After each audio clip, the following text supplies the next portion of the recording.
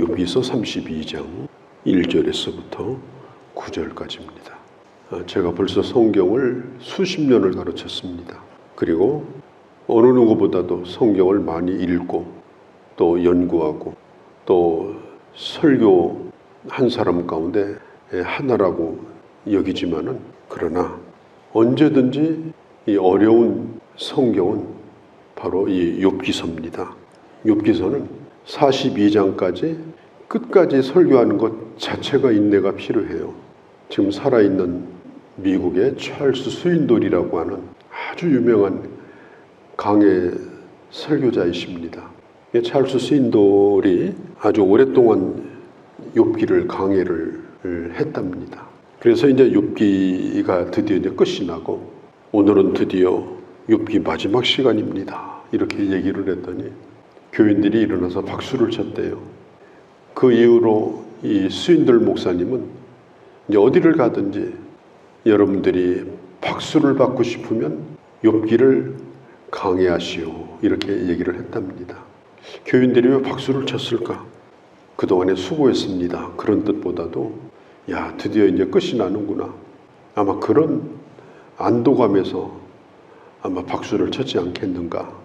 제가 그분의 책을 읽으면서 제 혼자 해본 생각입니다. 욥기는 아직도 10장이 남아 있습니다. 그런데 이 10장 가운데 거의 대부분이 32장에서 37장까지가 엘리후의 아주 긴 얘기예요. 끊이지 않고 엘리후의 말만 나옵니다. 37장까지 하고 이제 마지막 늑장만 하면 욥기가 끝이 나요. 그런데 이 엘리후는 처음부터 끝까지 욥 옆에 있었어요. 또 친구들 옆에도 있었습니다. 그러나 엘리후는 끝까지 입을 열지 않고 여기까지 지금 모든 것을 다 들었던 것입니다. 오늘 성경에 있는 대로 욥이 자신을 의인이라고 여김으로, 욥이 끝까지 자기는 의인이다, 나는 죄인이 아니다, 하나님이 나를 인정하신다, 이걸 굽히질 않았어요. 그러니까 결국 그 세 친구들도 더 이상 할 말이 없는 거예요. 말을 그치니 여기까지 세 친구들의 말이 끝나요. 세 친구들도 더 이상 이제 할 말이 없는 거예요. 그러면 여기서 끝나느냐? 한 사람이 나타납니다. 그리고 할 말을 아주 가득 지금 담고 있는 사람입니다. 그리고 자기 차례를 기다리고 있었어요, 여지까지. 그러다가 그가 입을 열면서 약 6장에 해당되는 분량의 이야기를 시작을 하고 있는 것이 바로 이 욥기 32장입니다. 그래서 욥기를 읽어보면은 욥의 세 친구들의 말을 분석해 보는 것도 참 복잡한 일이고요. 욥이 많은 말을 했잖아요. 그것을 한마디로 요약해서 정리하는 것도 좀 복잡하고, 그 가운데 제일 복잡한 게 이 엘리후의 이 얘기, 이건 아주 복잡해요.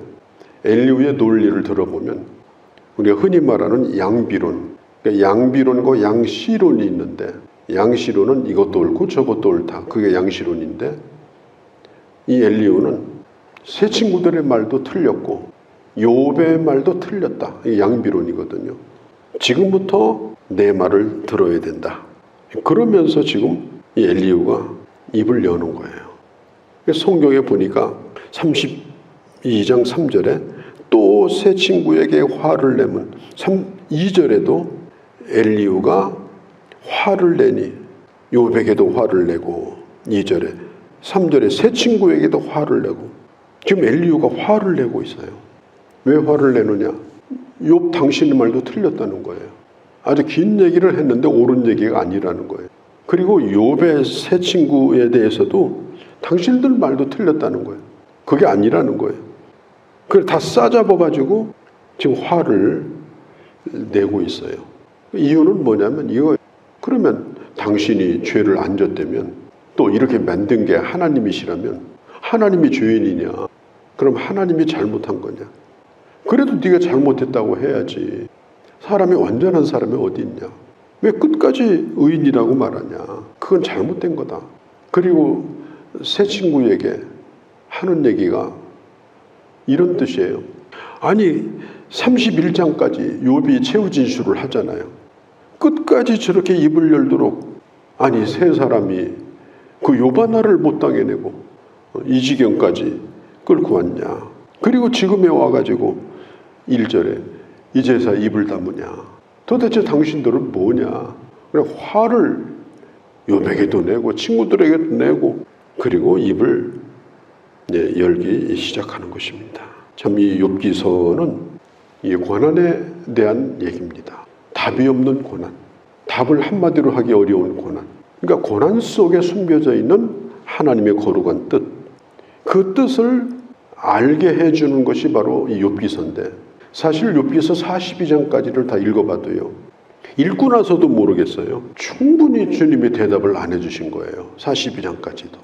다만 이 고난 가운데서 하나님의 나타나심, 또 고난 가운데서 하나님의 임재하심, 거기에 우리가 더 가까이 이렇게 접근을 해서 우리가 하나님을 바라볼 수 있는, 그리고 나 자신을 바라볼 수 있는 그런 시각을 갖게 하는 그런 책이 바로 이 욥기서입니다. 자, 그러면 엘리후는 어떤 사람이냐? 엘리후는 세 친구보다도 나이가 제일 젊어요. 그러니까 젊은이에요. 그런데 앞으로 보겠습니다만 읽어보면 이게 젊은 사람이 하는 얘기가 아닌 것 같아요. 아주 지혜로운 인생을 오래 산 많은 경험을 해본 사람이 하고 있는 얘기처럼 사실 들리는데 나이 든 사람이 앞에서 자꾸 얘기를 하니까 자기가 감히 끼어들 수가 없고 들을 수밖에 없고 그래서 입을 담은 거죠. 자기 선배들에게 존경을 표하는 마음으로 어떻든 들어보겠다 하는 그런 마음으로 나이 젊은 엘리후도 처음에는 기대를 가지고 들었을 거예요. 그냥 가만히 듣다 보니까 이게 영 아닌 거예요. 그래서 엘리후가 나설 수밖에 없었던 것입니다. 오늘 성경에 보면 이렇게 말해요. 4절에 엘리후는 그들의 나이가 자기보다 여러 해 우임으로 어쩌면은 이 욥의 아들뻘 될지도 몰라요. 여러 해 우임으로 욥에게 말하기를 참고 있다가 참고 있었어요. 그동안에 얘기를 다 듣고 그렇게 하고 있다가 세 사람이 입을 다물고 말을 하지 않는 것을 이제 보고 이제 끝났다고 생각하고 화를 냈습니다. 그리고 드디어 입을 열게 된 거예요.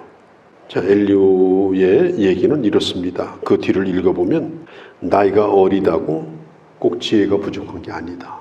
한마디로 말하면 그거예요. 나이가 어리다고 해서 지혜가 부족한 것이 아니다. 우리가 디모데전서 4장에 보아도요. 4장 11절 15절에 보면 누구든지 너의 연수함을 업신여기지 못하게 하라. 디모데도 사도 바울의 아들뻘 되거든요. 바울이 목회하던 교회에 디모데가 목회를 하니까 아주 젊은 친구가 온 거예요. 바울이 디모데에게 하는 얘기가 네가 나이가 어리다고 해서 사람들이 너를 업신여기지 못하게 하라. 무시당하지 않도록 해라.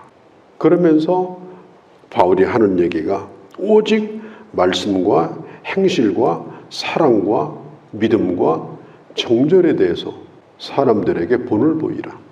그리고 너의 어린 것이 하나님의 말씀을 전하는데 장애가 되지 않도록 해라. 하나님의 말씀을 전하는 것은 꼭 인생의 경험, 인생의 지혜에서 나오는 것이 아니다. 성령의 지혜, 성령 충만함의 그 임재 속에서 하나님의 말씀에 붙들려 있을 때 그게 나오는 것이다. 그러니까 에베소서 1장에 보아도요. 바울이 그렇게 얘기합니다. 모든 지혜와 총명을 우리에게 넘치게 하셨다. 하나님은 나이를 분분하고 하나님께서 지혜와 총명으로 충만케 하시는 분입니다. 특별히 전도서에 보면요. 아주 재밌는 말씀이 나오는데 4장 13절에 보면 가난하여도 지혜로운 소녀는 젊으니까 어리니까 가난하죠. 나눠줄 건 없어요. 가난하여도 지혜로운 소녀는 늙고 둔하여 다른 사람의 말을 들을 줄 모르는 왕보다도 오히려 낫다. 그렇지만 백성에 불구하고 어리지만 지혜로운 소년이 오히려 낫다. 이 생명이라고 하는, 그 다음에 지혜, 이 지혜라고 하는 것은 하나님의 손에서 나오는 겁니다. 사람이 살고 죽는 것도 하나님의 손에서 나오고, 사람 안에 있는 지혜도 나이 먹었다고 있는 게 아니에요. 많은 경험을 했다고 있는 게 아니에요. 그 경험이 오히려 더 나빠요. 왜? 안 배우려고 하니까. 그래서 이렇게 대학교 교수라든지 아주 유명한 강사들 얘기를 들어보면 이제 자기 제자를 딱 받을 때 이제 수강료를 받잖아요. 수강료. 그건 이제 부르는 게 값이에요. 근데 테스트 이렇게 해보고 너 한 달에 100만 원 내라, 200만 원 내라 이렇게 하는 거예요. 그런데 기준이 있어요. 딱 면접해가지고 너 한번 해봐 그래가지고 막 나름대로 해요. 보니까 잘못 배웠어요. 그러면 이 선생이 야 이건 고치기 정말 힘들다. 강사비를 어마어마하게 받습니다. 고치기 힘든 걸 고쳐가지고 가르치려니 자기 딴에는 멋지게 한번 보여줬는데 아닌 거예요. 근데 어떤 사람은 와서 아무것도 몰라요. 그냥 가르쳐주는 대로 무조건 난 할 거예요. 그런 강사비가 완전히 깎여버려요. 왜? 금방 발전할 수가 있어요. 우리 인생도 마찬가지예요. 이미 너무 많은 걸 듣고 너무 많이 잘못된 가치관, 생각에 그냥 머릿속에 쩔어가지고 이게 힘든 겁니다. 안 고쳐지니까. 그리고 자기 생각대로 말하고 자기 경험한 대로 말하고 그게 또 자기가 옳다고 생각하고 고치려고 하지도 않고. 이 엘리후가 하는 얘기가 뭐냐? 나이가 어린 내가 지금 이렇게 입을 여는 것에 대하여 이렇게 얘기를 합니다. 나는 연소하고 6절에 당신들은 연로함으로 뒷전에서 나의 의견을 감히 내놓지 못하였노라. 내가 이제까지 다 들었다는 거예요. 당신들의 얘기를. 그러나 7절에 내가 말하기를 나이가 많은 자가 말할 것이요 연륜이 많은 자가 지혜를 가르칠 것이라고 하지만 보통 그렇게 얘기를 하죠. 그러나 사람 속에는 영이 있고 성령이 있고 지혜의 신인 성령께서 함께하고 그 다음에 전능하신 분이 그 사람의 호흡을 주장하시는데 깨달음을 주시는데 꼭 어른이라고 해서 지혜롭거나 노인이라고 해서 옳은 걸 깨닫는 것이 아니라고 생각합니다. 그러면서 이 엘리후가 지금 아주 조심스럽게 지금 입을 열고 있는 것입니다. 참 어떻게 보면은 이 엘리후가 좀 교만해 보이기도 하지만은 앞으로도 보겠습니다만은 그가 얼마나 이 생각이 깊은 사람인가.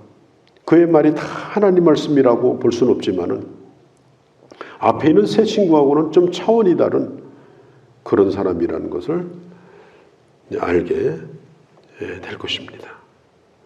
엘리후는 이 고난의 의미, 고난의 가치, 또 고난 가운데서 가져야 될 자세 이런 것에 대해서 아주 긴 얘기를 합니다. 특별히 앞에 있는 얘기를 다 들었기 때문에 이제 객관적인 입장에서 객관적으로 이 얘기를 하게 되는데, 그러나 또 우리가 따지고 보면 거기에도 결론이 없습니다.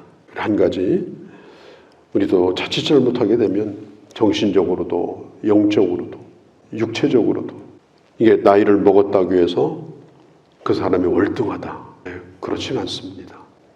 젊은 사람이 훨씬 더 지혜로울 수가 있고요. 생각이 맑고 그리고 객관적일 수가 있어요. 그리고 앞으로 충분히 더 발전할 수가 있습니다. 어떤 걸 객관적으로 이렇게 바라볼 수 있는 눈, 내가 왕년에는 나 때는 이렇게 하지 않고 아무 경험이 없으니까 있는 그대로 받아들이고 그리고 오늘을 살고 있는 현실을 제대로 바라보는 거예요. 근데 오래 살았던 사람은 너무 많은 일들을 겪었기 때문에 이 오늘이라고 하는 것에 대해서 감각 자체가 그게 별로 없는 거예요. 근데 과거에 살고도 또 과거에 묻혀 있는 것이죠. 또 하나님 앞에 나이가 먹고 고정관념이 굳어지고 뼈만 굳어지는 것이 아니라 생각도 관념도 굳어지고 결국은 자기 세계 속에 갇혀가지고 거기서 헤어나오지 못하고 그렇게 사는 것이 아니라 항상 새롭고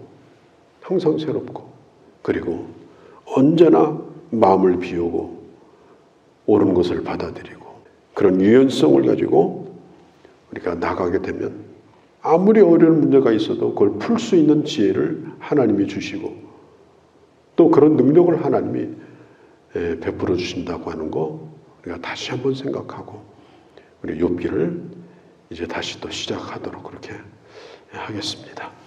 거룩하신 우리 아버지,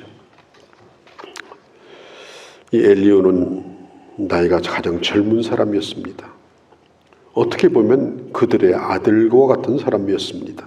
그러나 그는 나의 연소함이 내가 나이가 어린 것이 내게는 허물이 아니고 내 속에는 하나님의 영이 있고 정능자의 숨결이 나를 깨닫게 하심으로 내가 옳은 것을 깨닫고 그리고 오늘 판단하며 입을 열겠노라고 말하고 있습니다. 하나님 아버지, 주님 앞에 간절히 빌고 원합니다. 저희들 정말 지혜로운 하나님의 사람, 그리고 우리의 잘못된 것을 껍질을 깨버리고 우리가 오늘을 살아가는 하나님의 사람으로 미래를 말할 수 있고 지혜를 말할 수 있는 그런 주의 사람으로 성령 말씀 지혜로 충만할 수 있도록 주께서 저희들에게 은혜를 더하여 주옵소서. 오늘 야로도 주께 의탁합니다. 우리 주 예수님의 이름으로 기도하옵나이다. 아멘.